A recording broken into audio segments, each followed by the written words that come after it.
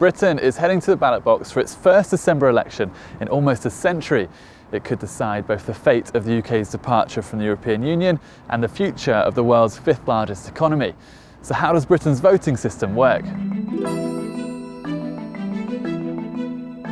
In a general election, the UK is divided into 650 local areas called parliamentary constituencies, each of which is represented by one Member of Parliament, or MP, in the House of Commons. Constituencies vary in size geographically, but typically each will have between 60,000 and 80,000 voters. All British citizens resident in the country and aged 18 years old or over on December the 12th will be able to cast their ballot, with some 46 million people reportedly registered to vote.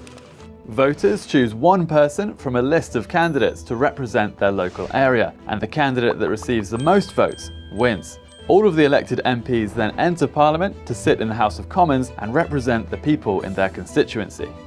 The political party that secures the most MPs is then invited by the Queen to form a government. An absolute majority in Parliament is 326 seats, although the number for a working majority is slightly lower in practice. That's because lawmakers elected for Sinn Féin in Northern Ireland actively abstain from taking up their seats in Westminster, since the party rejects Britain's claim to sovereignty over Ireland. So, for example, in the 2017 election, 7 Sinn Féin MPs were elected. This effectively lowered the threshold for a majority to 322. If there's a clear result, when polls close at 10 p.m. on election day, we can expect to see opposition leaders conceding to the winner. However, if recent history is to repeat itself and no party secures a majority, the election could bring about another hung parliament. In June 2017, a shock exit poll showed Theresa May's ruling Conservative Party had failed to return a parliamentary majority. This is completely catastrophic for the Conservatives and for Theresa May. It forced the Prime Minister to strike a deal with the Northern Irish Democratic Unionist Party, or DUP, in order to secure a working majority in the House of Commons.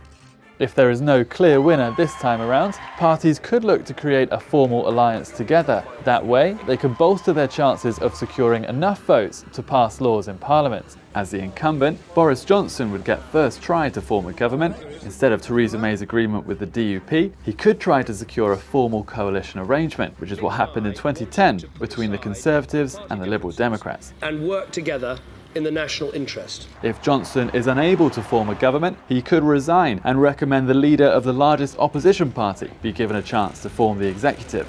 As is typical with major national parties in campaign mode ahead of the general election, they have all suggested they would not be willing to work together to form a government.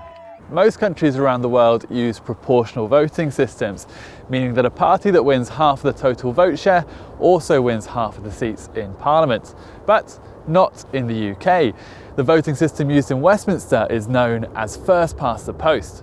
A term used in horse racing, it signifies that the contest is effectively over once a candidate receives the largest number of votes for their local area. Essentially, it's winner takes all.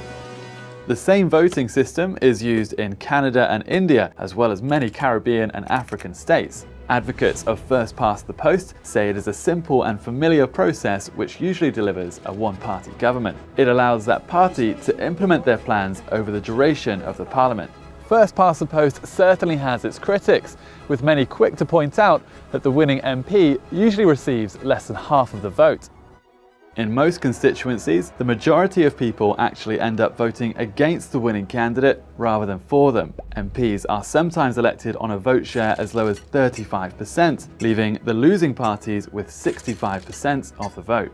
The winning party is also usually elected by less than half of the electorate. In fact, of the 21 general elections between 1935 and 2017, the majority of voters only voted for parties that form the government on 2 separate occasions. Smaller parties often hit out at the Firstpastthepost voting system too, arguing they do not gain fair representation. In 2015, the UK Independence Party, led at the time by Brexit proponent Nigel Farage, received 12.6% of the vote, but this only returned 1 MP. It's also argued that the Firstpastthepost voting system encourages what's known as tactical voting.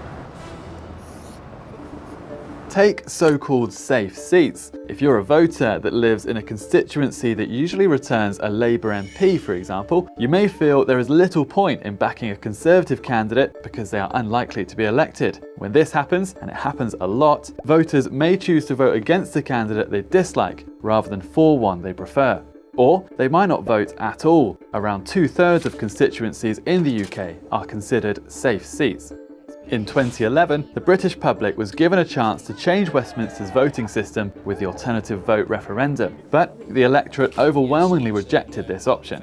The vote on December 12th is much more likely to usher in a government led by either the Conservative Party's Boris Johnson or the Labour Party's Jeremy Corbyn. The incumbent has sought to frame the vote as a Brexit election. We're going to get Brexit done! With each of the major national parties offering markedly different visions of how best to resolve the UK's long-running constitutional crisis.